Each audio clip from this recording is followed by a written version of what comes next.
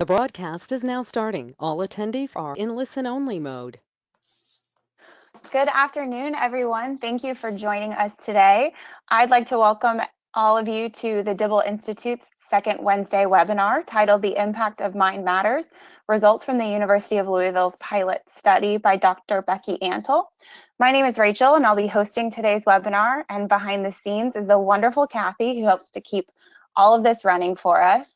Hi, good afternoon. Hey, Kathy. So before we get into the webinar, I just wanted to go over some housekeeping items. On this slide here, you'll see the phone number and access code if you need or would like to access the audio webinar through your phone. There will be the opportunity for some Q&A with Dr. Antle at the end of the presentation. So you can enter your questions into the questions section of the panel. And please save any content-related questions until closer to the end of today's presentation so they don't get mixed up with anyone who may be writing in with access-related issues. This webinar is being recorded, and you'll be able to access the recording in a few days using the website included on that slide.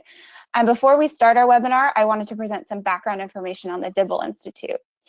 So this is our founder, Charlie Dibble, and his wife, Helen. Charlie was an engineer by trade, and he sought solutions to issues. About 30 years ago, he saw how young people's relationships and those of their parents were affecting the outcomes of young people and not always in a positive way. So he began asking lead experts in the field of education what was being done to help these young people develop skills to create stable families, which eventually led to the creation of the Dibble Institute. Next slide. So the Dibble Institute is a national nonprofit, mission-driven organization whose goal is to help young people build a foundation for healthy relationships. We're able to reach many young people thanks to the efforts of you and many others partnering with us, so a big thank you to everybody here. And now I'd like to highlight some of our core values. So first and foremost, we believe in research. This means that we go where the research leads us and we keep our materials up to date with the most current information. It also means that we strive to have our programs evaluated at the highest level. Our next core value is that we believe in stable, healthy families of all different types. So research continues to show that children do best when they're raised with the healthy involvement of two parents, and that their relationship matters whether they are together or apart. And that being said, we understand that not all families have two parents in the household, and research supports that complex, high-conflict situations aren't good for children. So we support safe, stable, and healthy families. This includes single parents, grandparents, adoptive parents, and so on, who all do great jobs and have great outcomes with their children. And next, we also believe that all people deserve respect and that all relationships can be improved with relationship skills. Next slide, please. So as I just mentioned, the Dibble Institute believes in research, and today's webinar is a perfect example of this value. The MindMatters curriculum is built on research in neuroscience and on evidence in the area of trauma care. Since its creation, MindMatters has been placed into practice in a wide variety of settings across the country, receiving nothing but positive accolades and reports. Dr. Antle will offer more details about the program in her presentation. But to offer further evidence of the program's impact on youth, we here at Dibble decided that an evaluation was the next step for examining its effectiveness and assuring its broader use. Next slide. So the Dibble Institute offered to fund up to $20,000 for an 18-month evaluative study to understand what youth learn, what changes they see in their lives, and what instructors have observed over the course of the instruction. So the application process involved 2 steps. So all eligible organizations submitted a letter of interest to the Dibble Institute. After those letters were reviewed, we invited selected applicants to submit a full proposal, and all submissions had any identifying information redacted by a staff member who was not involved in the review process in order to ensure a fair review. Then members of the Dibble staff reviewed and scored all proposals using a set scoring rubric. The scores were then summed, and the final applicant with the highest total score was selected. And that final applicant was, drum roll, Dr. Becky Antle. She's a professor of social work and an esteemed scholar at the University of Louisville. And she was selected due to her outstanding scored proposal, which detailed a high-quality study plan, well-established community partnerships, and previous success with similar program evaluations. She will be talking to you a little bit more about her study design and the wonderful approach that she's taking to evaluating MindMatters. And the current webinar is a presentation on her preliminary findings from an initial pilot study with the program of the program with the results of the full study to follow. So without further ado, here is Dr. Becky Antle. Thank you. Welcome to all of you on the call. Thank you for taking the time to listen to what we have going on at the University of Louisville. So this particular proposal is a product from the University of Louisville Center for Family and Community Wellbeing, of which I am the director. I and my team have been, for the past 17 years, conducting evaluation through federal and other funding sources on relationship and mental health curricula for at-risk populations, particularly for vulnerable youth. The team has made significant contributions to our field's understanding of teen pregnancy prevention, dating and intimate partner prevention, child abuse prevention, and trauma treatment. And as such, we were well positioned to be able to conduct this preliminary evaluation of the MindMatters trauma resiliency curriculum.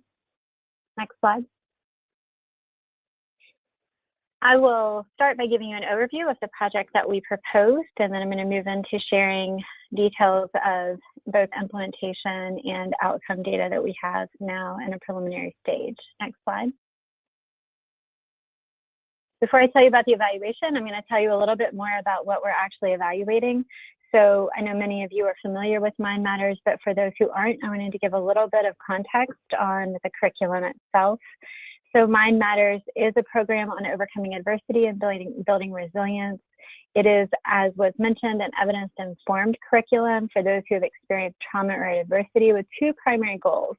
One, to understand trauma and its many effects on our lives, and two, to build coping skills across multiple domains to promote healing and positive outcomes.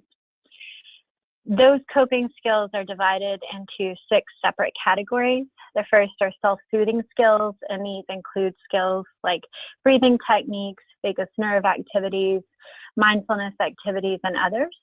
The second set of skills are observational skills, and in this component of the curriculum, individuals are taught observational skills related to their body and physical sensations that are indicators of different things going on, as well as how to identify and name feelings and thoughts, differentiate between the two, and map the interaction between senses, thoughts, feelings, and behaviors.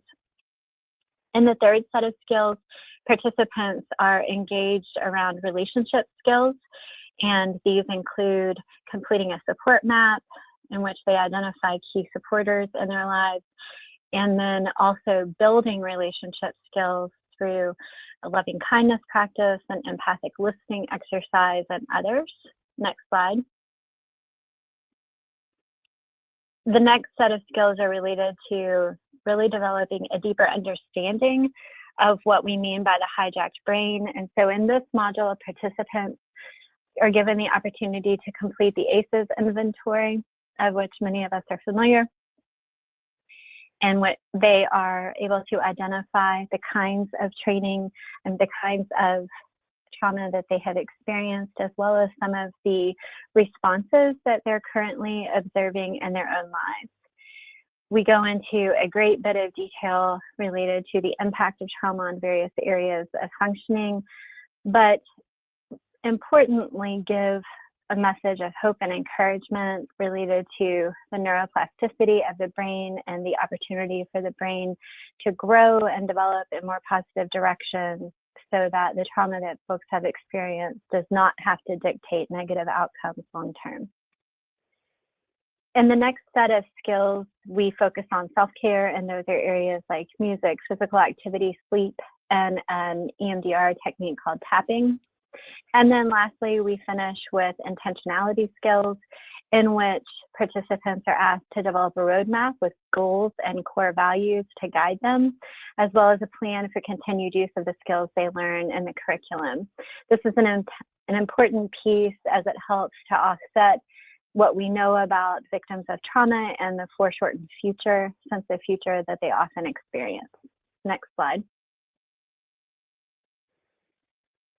I'm going to briefly give you an overview of what we're doing in terms of implementation. So we have partnered with a number of community-based organizations who serve at-risk youth in order to deliver this MindMatters curriculum. These agencies offer a variety of services for at-risk youth, ranging from residential treatment for youth in foster care to homeless crisis services, after-school programs, educational, vocational rehab services, and others. Building upon an infrastructure and long-term partnerships that we have with these agencies that were mentioned in the introduction, as we have conducted grant implementation with these agencies through other relationship education programs such as Love Notes and other over the years. So building upon this infrastructure, we're able to partner with them around the delivery of this particular program. And we actually are working with each agency to develop an individualized plan for implementation. This is a best practice for implementation of these kinds of programs that we have developed over the many years we've been doing this work in our community. So one component of implementation is establishing the infrastructure. So building upon an existing infrastructure, but we needed to do some further development of that. So that began with partnering with Dibble and the author of the curriculum to train 28 professionals in these partner agencies back in October. This 2-day training equipped facilitators to implement MindMatters in their agencies. Following the training, our staff have met with each partner agency to develop individualized implementation plans for the study. Our staff are responsible for providing all of the materials, collecting evaluation data, and then the agencies are responsible for providing space, recruitment, and facilitators. The second component of implementation is obviously delivering the MindMatters curriculum. Implementation plans have been developed with each of the partner agencies to best meet the needs and schedules of their youth.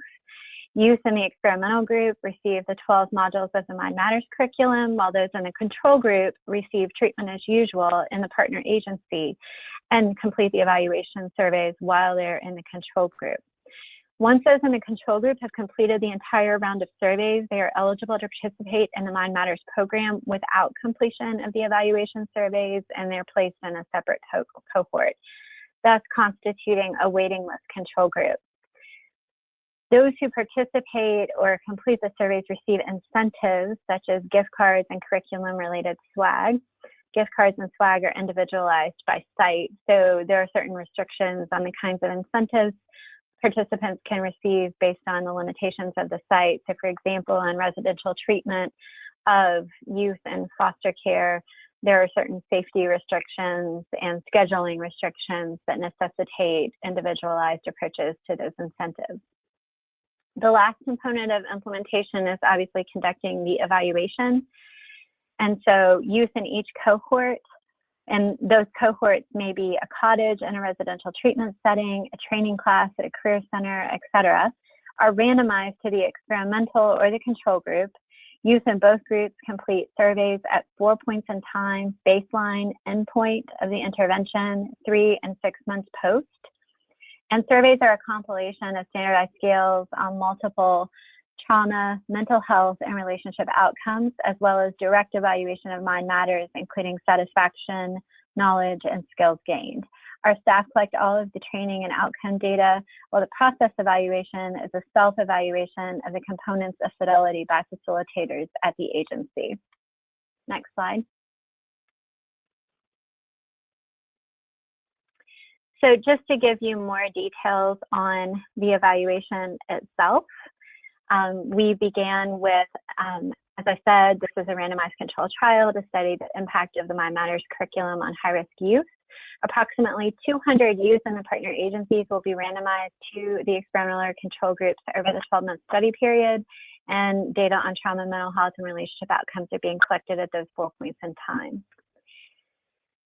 We began with an evaluation of the training of facilitators. An important part of implementation of any evidence-based or evidence-informed practice is building capacity and promoting adherence to the curriculum. That begins with mastery of that content. And so there was a comprehensive evaluation of the training of facilitators in the fall of 2019. This evaluation included an assessment of their knowledge and satisfaction with the training. Our team developed a knowledge test based on the MindMatters curriculum to measure mastery of core content, and we used the Dibble Institute's measure of training satisfaction. That same knowledge test that we developed for facilitators is what we use to evaluate knowledge gain for the participants. The second component of the evaluation is the process evaluation. And so we developed a Fidelity assessment tool that identifies core concepts and activities from each module.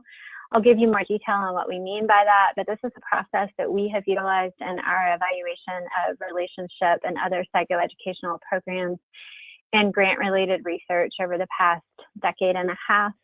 The Fidelity assessment tool asks facilitators to rate the degree to which each concept was covered on a Likert scale, a 1 to 3 Likert scale, as well as whether or not each activity was completed on a dichotomous scale. There is also an opportunity for qualitative feedback on implementation and Fidelity. Each facilitator completes the tool during each session of MindMatters, and we are compiling that data. The outcomes evaluation compares trauma, mental health, and relationship outcomes for youth in the experimental group and youth in the control group. There are a range of standardized scales being used to evaluate these outcomes. They'll be listed on the next slide. Participants complete surveys on paper and are given an incentive for research participation. Follow-up data are being collected through multiple means, including what we call data days, where we go and administer surveys and paper once again, as well as electronic versions of the surveys that can be emailed out to students, and then phone calls and use of collaterals to try to track folks down to get that data. Next slide. This is an overview of the evaluation measures that we're using. So as indicated, we have a satisfaction scale. For the evaluation of the training of facilitators, we use the Dibble satisfaction scale.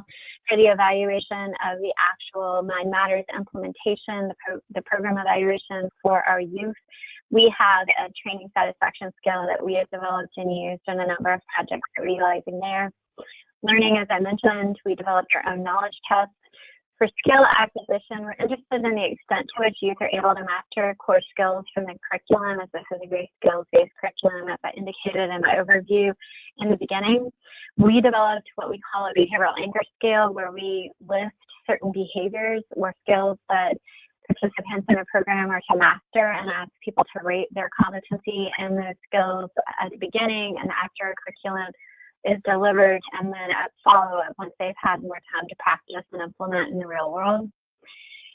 And then in terms of outcome measures, we are targeting emotional regulation, well-being, interpersonal skills, trauma symptoms, and resiliency through the standardized scales that are listed here.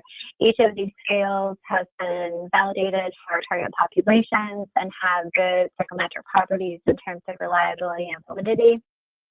And we are administering these in sessions 1 and at the endpoint, as well as 3 and 6 months post. Next slide. I'll go in a little more detail now about the implementation results. Next slide. So the 28 professionals from partner agencies who participated in the training of facilitators completed the training evaluation measures I described previously. And so there was a 28-item knowledge test that was developed based on the curriculum. The knowledge test was administered on the second day of training, and scores ranged from 12 to 26 with an average of 21 items correct or 77% correct.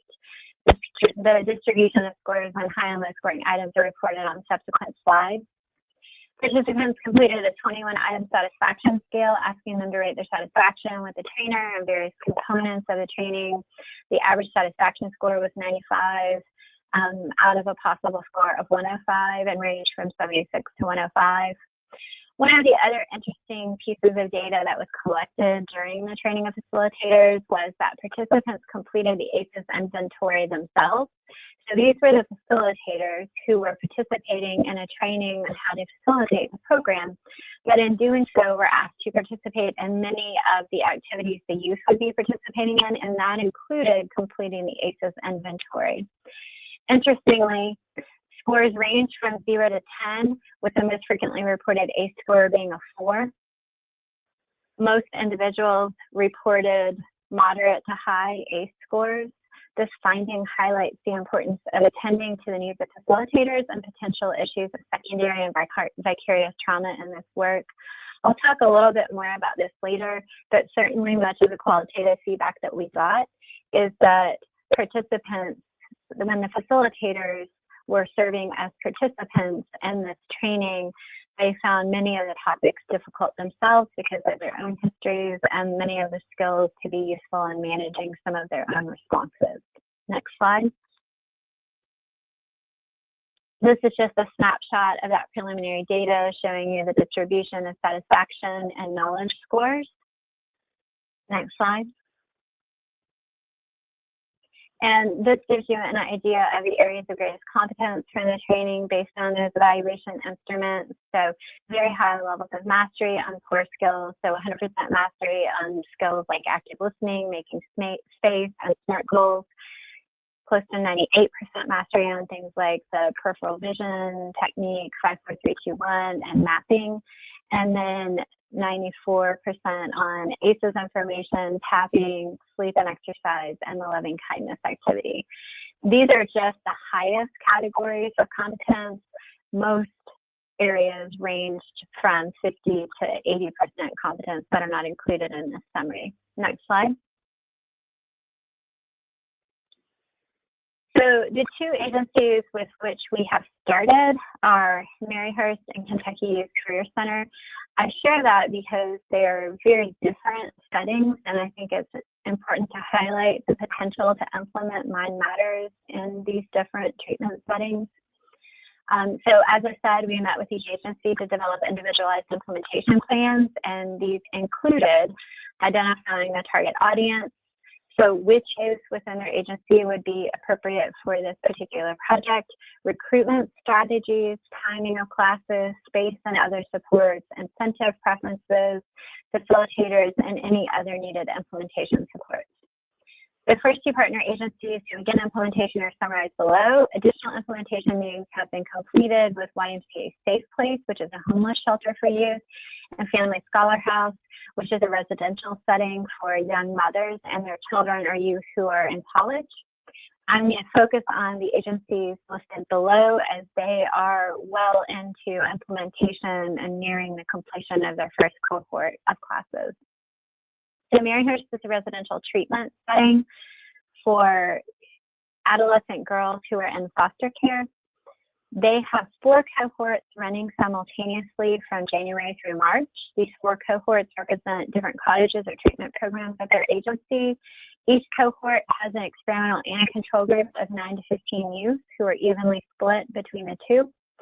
And these classes have been embedded into normal enrichment programming for the residents. So this agency offers enrichment classes on the weekends to offset the unscheduled time associated with being out of school. And so they have chosen to utilize this curriculum for those enrichment classes on the weekends.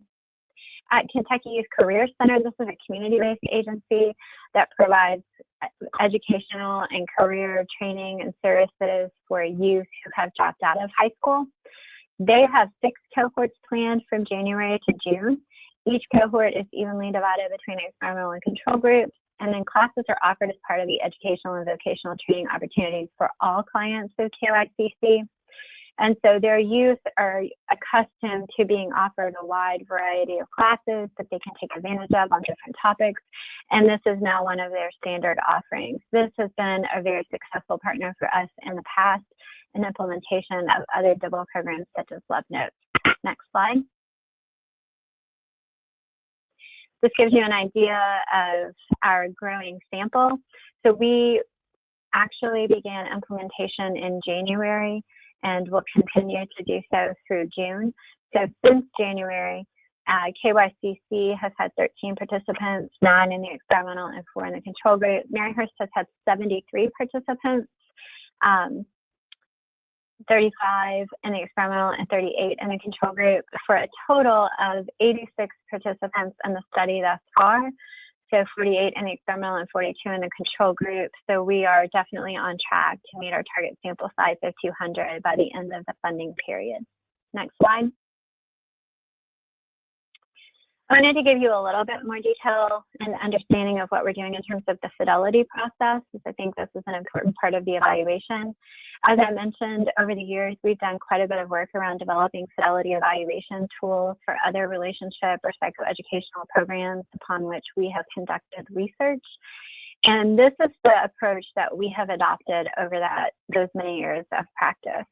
And that is to take a curriculum such as MindMatters and divide it by lessons, and for each lesson to identify the core concepts that are to be covered within that lesson. Ask the facilitator to identify, to rate the extent to which they felt like that concept was covered on a 1 to 3 Likert scale. We actually, this has evolved over time. Previously, we've used a 5-point Likert scale, but there's too much variability in the ratings that folks assign at that point. And so we found that the simpler, more restricted Likert scale is more useful and effective. And so people can really self-rate whether they didn't cover the concept at all, they felt like they covered it pretty perfectly, and everything else is a 2. And then the next column actually asks them to identify how many of the required or recommended activities in that module did they cover. So we list the activities for them and they give us a number.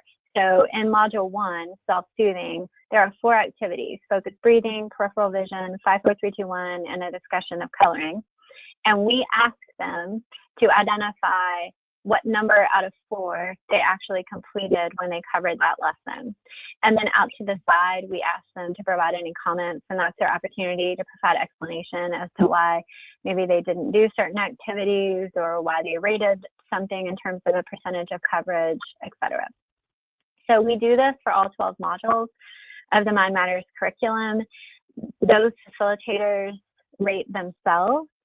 And then we have in the past and have plans to, with this particular evaluation, also do some spot checking where an outside observer comes in and evaluates Fidelity. We have done exclusively external observations in some grants and then exclusively self-evaluation. The scores are actually very similar when we've compared the 2, but we do like to spot check. One of the really nice things about this Fidelity data is that it serves an important function in a CQI process. As we are constantly collecting and compiling this data, we're able to identify if certain modules are not being fully covered. We may need to go back and do some retraining. If certain facilitator scores look a little different than others, then we can use that for supervision purposes. And what we have found is that there is a law of diminishing returns on Fidelity. We've actually published some research on this where we found that we all think that we need to have really high Fidelity scores, and that's true. But what our research found is that there's a window of positive impact of Fidelity after which there's a law of diminishing returns, and that window is between 70 and 85% adherence to the curriculum. Anything above 85% adherence has been, in our previous research, associated with negative outcomes. And in qualitative inquiry to help explain that finding, what we have identified is that higher adherence scores above that 85% mark are reflective of facilitators who are not allowing for discussion and not attending to the individual needs of the participants in the classroom, but are instead really reading from a manual and trying to march through regardless of what's going on in the room. Next slide. So this is preliminary data that'll give you a breakdown, and it just shows, so the blue bars are the ratings of 3 on that 3-point scale, so thoroughly covered. The orange bars are partially covered, and then gray, which you don't see any of, thankfully, are the not covered at all. So we don't have any modules that are not covered at all, and really only 2 modules that people seem to be struggling to thoroughly cover, and those are modules 5 and 11. So this is preliminary data. We are early in implementation, and so this is a great opportunity for us to go back and use this data to meet with sites and facilitators and make sure that folks are on track to do what they need to do with the curriculum and understand why maybe some modules are more difficult than others to get through. Next slide. So I will share with you some preliminary outcome data. Next slide. I'll begin with a little bit of demographic data. So our 86 participants, the average age is 15.91, so definitely an adolescent population predominantly. Racial distribution is 57% Caucasian, 40% African American, and then about 3% Native American and Native Hawaiian Pacific Islander. In terms of gender identity, 43% identify as male, 48% identify as female, and then we have about 9% that are identifying as gender fluid or gender non-conforming. And then in terms of sexual orientation, 58% identify as heterosexual, with the rest falling into categories of sexual minority orientation, and that includes bisexual, asexual, gay, lesbian, pansexual, and other. Next slide. So this is a little bit of pre-post data for what few cohorts have completed the program. What this is showing is knowledge gain from pre to immediate post and skill acquisition from pre to immediate post. So pre is on the first day of training, on the first day of class, and post is on the last day of class.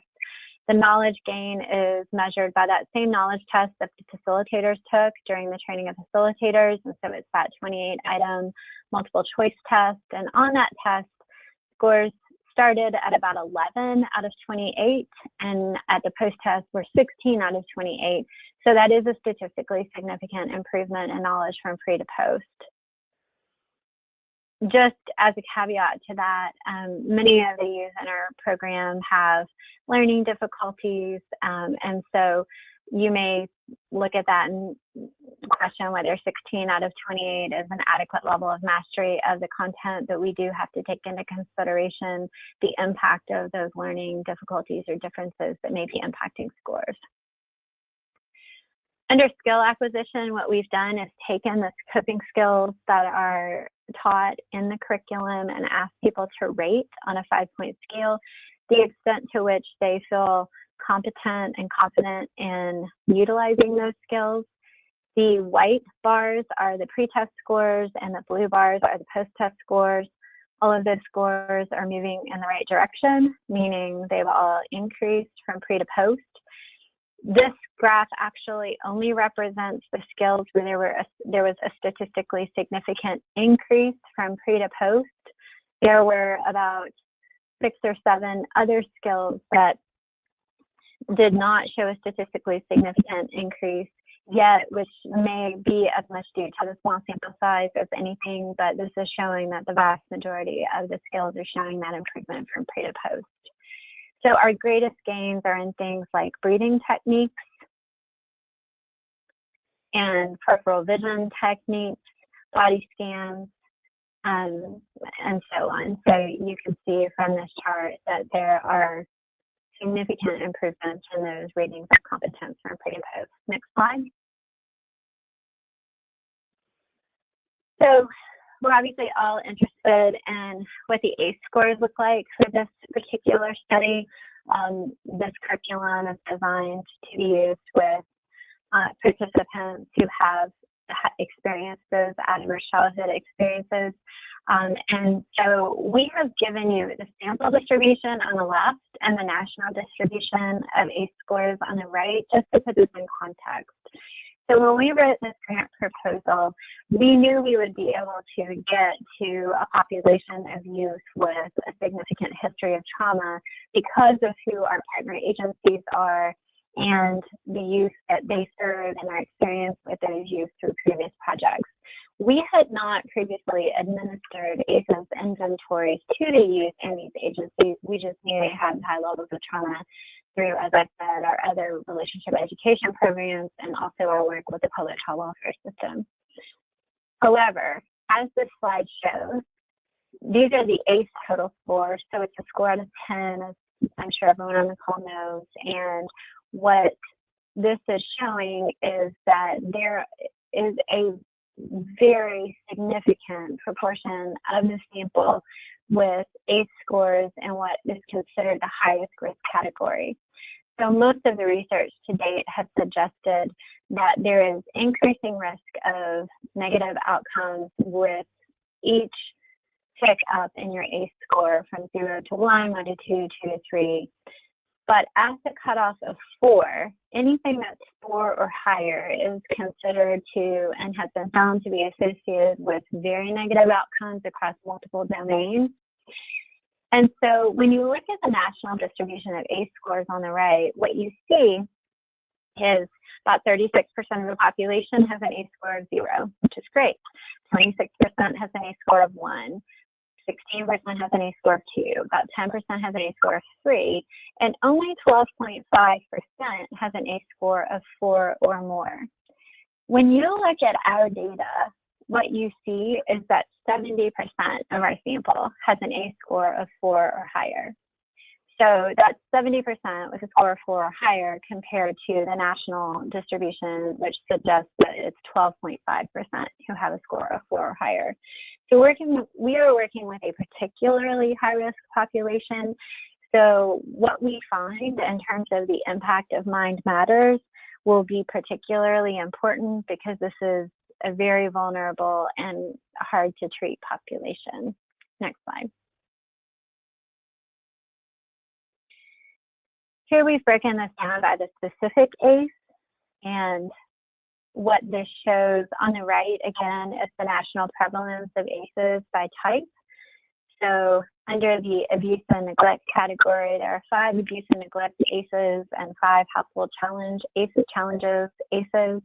And so under abuse and neglect, we see that about 15% of the population has experienced emotional neglect, 10% physical neglect, about 28% physical abuse, 21% sexual abuse, and 11% emotional abuse. When we look at household challenges, the most common household challenge that people have experienced is having a parent who has a substance use issue. About 23% have experienced parental divorce, 19% have a parent with mental illness, 13% have witnessed some sort of domestic violence, and 11% have an incarcerated family member. You compare that to our slide on the left that shows what our population, our sample has experienced, and in blue are the rates of participants in our sample who are saying they have experienced each of these ACEs. So for emotional abuse, it's 61.2% compared to a national rate of 15. For physical abuse, it's 40% compared to a national rate of 28. For sexual abuse, it's 44.7% compared to 21. For emotional neglect, it's 51.8% compared to 15. For physical neglect, it's 47.6 compared to 10% nationally. For divorce, it's 65.9% compared to 23. For witnessing domestic violence, it's 38.8% compared to 13. For substance abuse, it's 5.8% compared to 28. For parental mental illness, it's 41.2% compared to 19. And for parental incarceration, it's 49.4% compared to 11% nationally. None of this is surprising, given the previous slide that showed that their total ACE score was so much higher than the national average. But this just gives you an idea of the different kinds of trauma that are predominantly being experienced by the youth in our sample. Next slide. So now we'll get into just sharing with you a little bit of our baseline data and where these kids are starting out in terms of our target outcomes. So as I mentioned early in this presentation, we're looking at things like emotional regulation, well-being, social relationships, trauma symptoms, and other types of outcomes. So the first is difficulties in emotional regulation. And this is broken down into subscales like difficulty engaging in goal-directed behavior, impulse control difficulties, lack of emotional awareness, limited access to emotional regulation strategies, lack of emotional clarity, and non-acceptance of emotional responses. And so the average total score on this difficulty in emotional regulation for our sample was 150 out of a possible 180. The national average is 89.33. So an extremely different average score for our sample than for the national average. The pediatric symptoms checklist on the right is a measure of well-being and different kinds of problems. It ends up being categorized as internalizing, externalizing, and attention problems. And I have here for you the breakdown of each of the items on the scale. I won't go through each of those, but certainly the most frequently endorsed items were things like fidgety and unable to hold still, difficulty concentrating, worrying a lot, and distracted easily. The average PSD total score was 31 out of a possible 51. The clinical cutoff, meaning the score that, at which individuals are considered significantly clinically impaired, is 28. So our average score is certainly above that clinical cutoff. And then when you look at each of the subscale scores, internalizing, externalizing, and attention, any total score on a subscale above a 7 is considered high risk. And so the externalizing score was an 11 compared to a 7. The internalizing score was a 9 compared to a 7. And the attention score was a 10 compared to a 7. So certainly a lot more externalizing behaviors, which is not surprising given the residential, the predominantly residential nature of the sample thus far. Next slide. These next two outcomes are social competence and resilience. And so the social competence scale obviously has to do with youth and their ability to manage social relationships. And so the average total score on this for our sample was 29.92 out of a possible 45, and the national average is 36. So a higher score on this is actually a better score because we want people to have a higher score on social competence, but higher is indicative of more social competence. And so you can see the items where they scored the lowest, which is indicative of a problem, are things like, I avoid making other kids look bad. Do you control your anger when you have a disagreement with a friend? And can you discuss a problem with a friend without making things worse? And so a lot of communication, conflict resolution, managing relationships, sorts of things showing up in that. The next scale is the Connor-Davidson resilience scale. And our average total score on that for the sample was 33.8. The national average is 80.73. So higher score is better, higher score is indicative of more resilience. And so our kids have extremely low scores on this resilience scale. So the national average is 80, and our sample score is 33. The average for previous PTSD samples that are published in the literature is 47.8 and 51.4.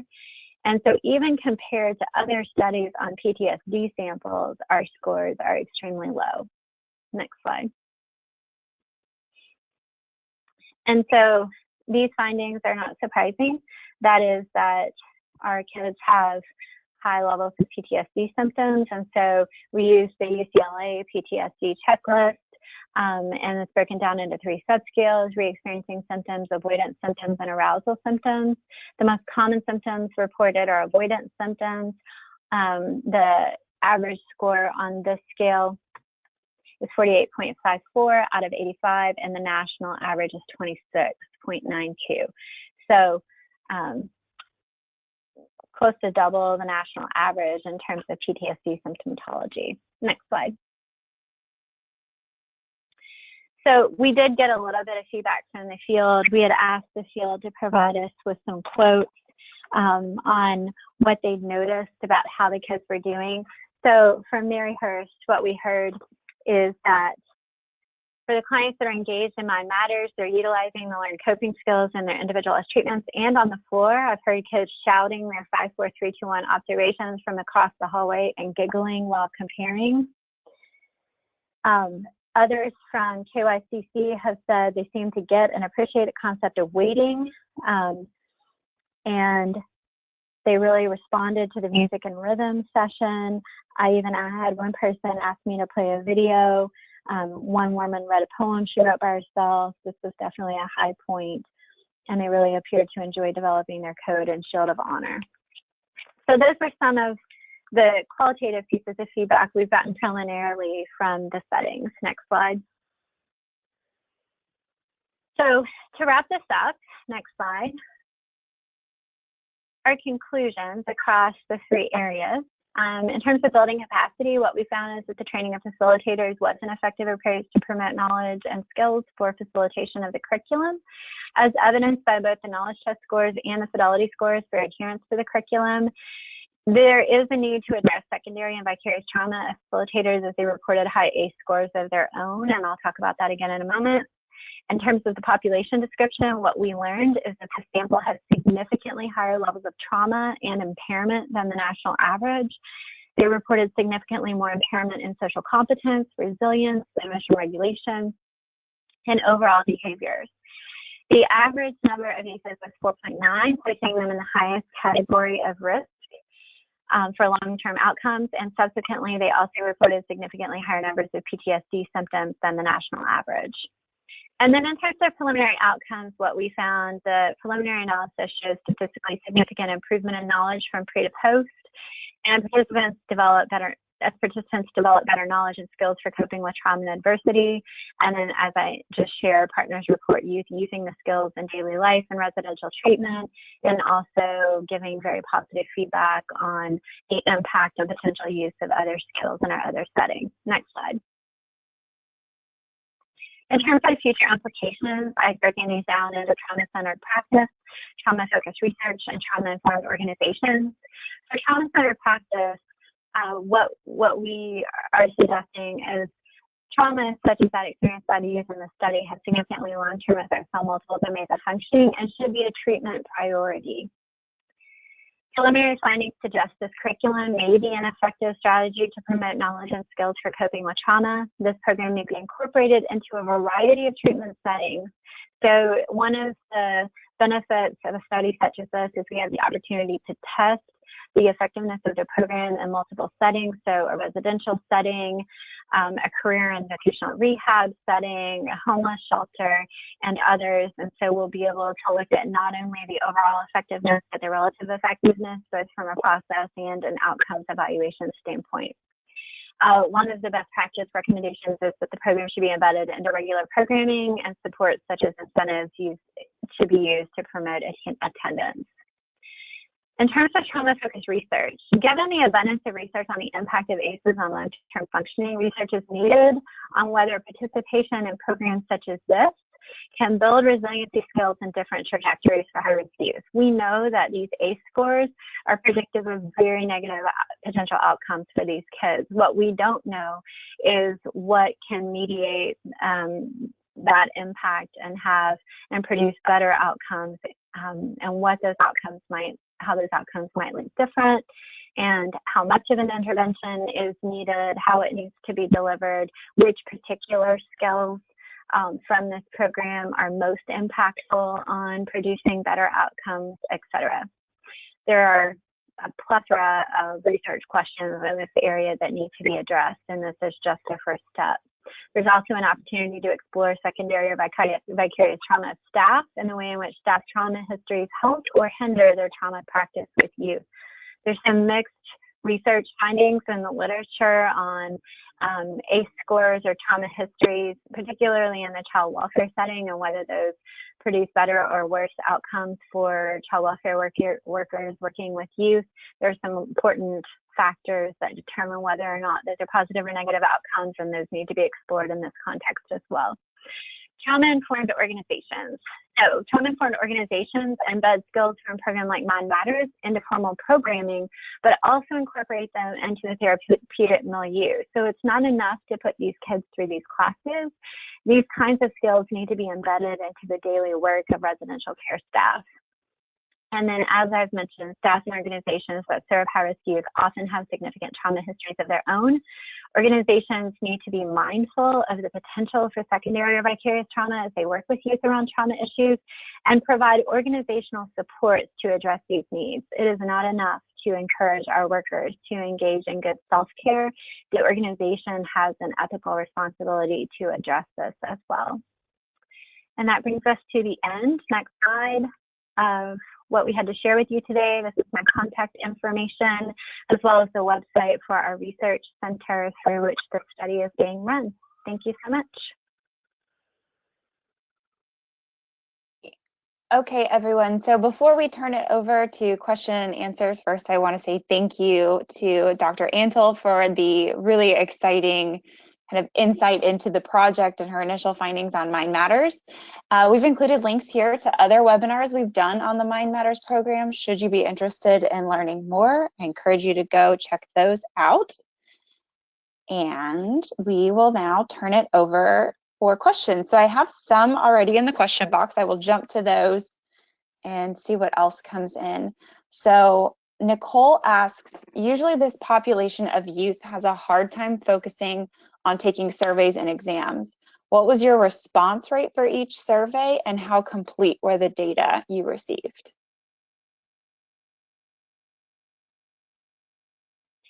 So we have only had a handful of youth decline to complete the surveys. Certainly this is voluntary as it's run through the IRB.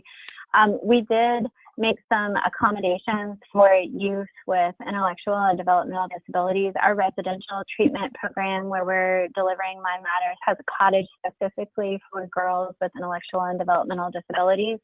So we have a modified version of the survey. Our staff are trained in walking around and helping youth understand what the questions mean and encouraging them to continue. It seems like a long survey based on the number of charts and graphs that are presented, but it's actually very short compared to what we normally utilize in our other studies. And so because of that, we've had a very positive response to this. As I said, only a handful, and I would have to look, but I think it's maybe 3 or 4 have declined to complete the evaluation surveys, and the data that we get are complete. So I did a pretty thorough scrubbing of the data before this presentation, and I'm not seeing any huge red flags in that. Awesome, thank you. And let's see. Another question, would you have any interest in making any of the measurements and or Fidelity tools that you used and created for this study available at some point in the future? If folks want to reach out, sure. If folks want to reach out to me about that, I would be happy to talk about potential use of those in other studies. Okay, let's see. Okay. How many total questions were on the survey? Do you have a guesstimate of that? I can pull it up. I have a table with that. Give me just a second. If you want to move on to another question, I can calculate that right here. Sure. So you talked a lot about the benefits of using the Fidelity tool. Would you recommend people who aren't doing an evaluation to still utilize a Fidelity log? What do you think the benefits are outside of an evaluation? Right. I actually think the benefits to practice are even greater than the benefits to the evaluation. And although we include this and record it in the evaluation, it's really more a best practice standard that we use.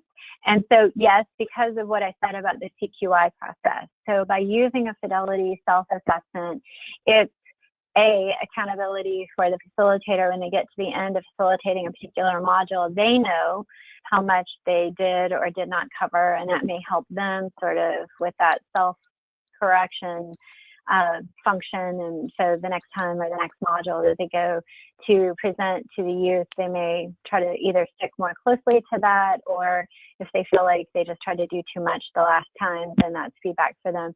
It's also feedback for the agency, as it may allow the agency to consider what the issues are in terms of overall implementation of particular modules. So for example, one of the next steps for us, and because this is also preliminary, I haven't had the opportunity to do so yet, is to really look into those 2 modules that did not have thoroughly covered ratings and see what is the content of those modules and what's making that difficult.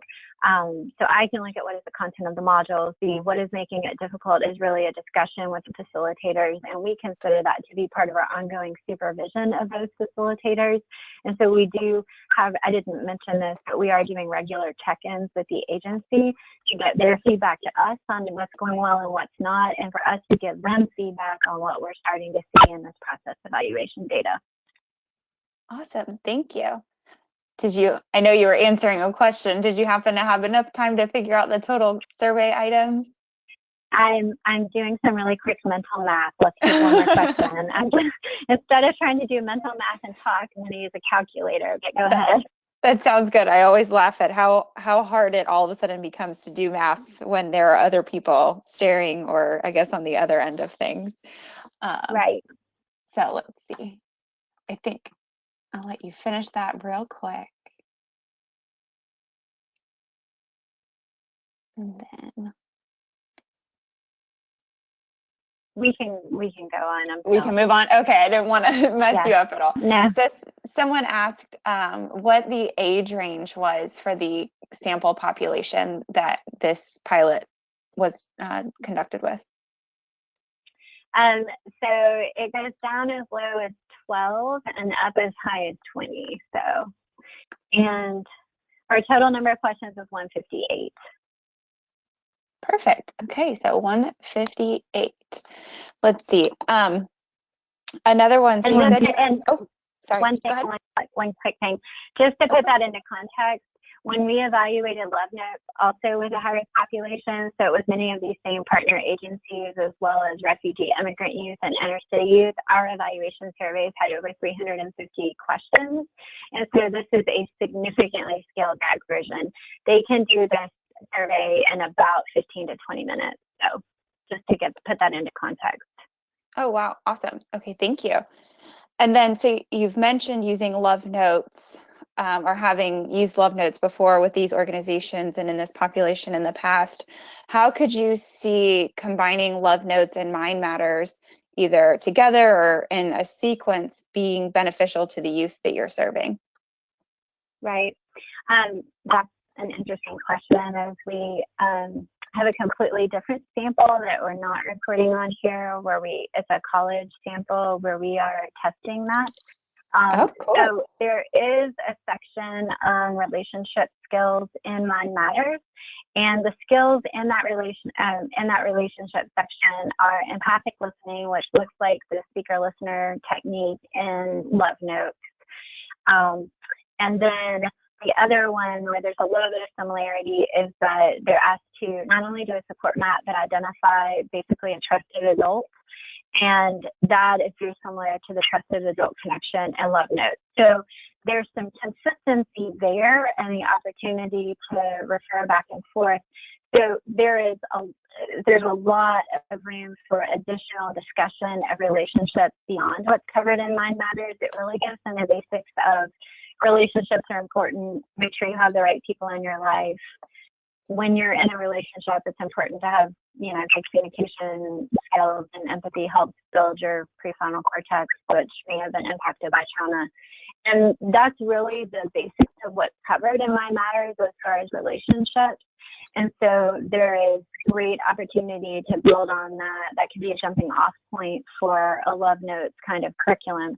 The other way to think about it would be if you were to start with Love Notes. Love Notes does talk about Love Notes has an activity on family background where they're basically asked to talk about different things that happened in their family of origin. There's this whole baggage activity, which I love, where they talk about whether something is good baggage or bad baggage or neutral based on family of origin experiences. And that would be the perfect jumping off point for MindMatters. When they do that family background assessment, it opens up a discussion of ACEs and the opportunity to refer them to this particular program. So I think there's great opportunity for synergy between the programs, and it's definitely something we're exploring. Awesome. Well, I can't wait to hear more about that. And unfortunately, this has been such great dialogue and so many great questions, but we're running short on time, and we've got a couple more housekeeping things to get to. So for anybody who's asked a question that we didn't address, we'll make sure that we do that following the webinar. So we will follow up with you. Again, thank you so much, Becky, and to everyone who's attended today's webinar. As a reminder, the webinar will be available within the next 3 business days. And there's also going to be a brief survey at the end of this webinar that we ask you to complete. If you need to contact any of us, you can see my contact information on the screen as well as Kathy's. So if you have specific questions, you can contact us. This is just a friendly reminder of the many ways you can stay in touch or connected with the Dibble Institute. And then We would love for you to please join us next month on April 8th at 4 p.m. Eastern again for our webinar, Family Environment Instability, How Early Childhood Shapes Social Maladjustments Over Time by Dr. Elizabeth Carberg with the Child Trends. So I hope everyone has an excellent day, and we look forward to seeing you all again next month. Thank you, Becky.